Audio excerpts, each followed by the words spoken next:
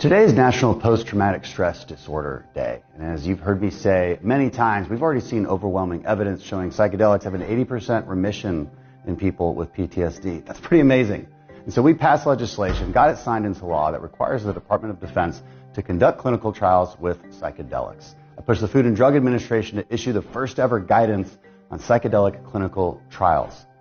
But recently we've had a setback.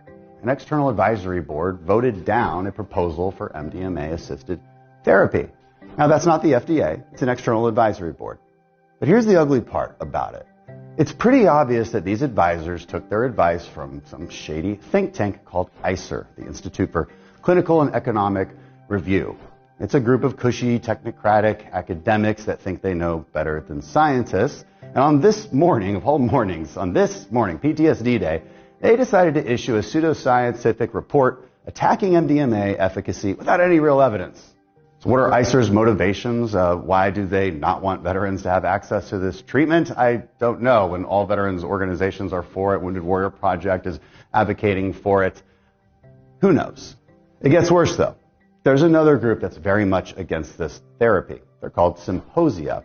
They have referred to veterans as imperialists, white supremacists, and murderers. So given how they feel about people in the military, maybe it's no wonder that they're against actually treating veterans with PTSD. They actually said, quote, "It perpetuates the logic of white supremacism, capitalism, and imperialism." Yeah. I'm optimistic because the FDA recently released guidelines on how to design clinical trials for psychedelics. They're forward-leaning on this. I think they'll trust the science, and we need to support them on that. Do not listen to these activist groups.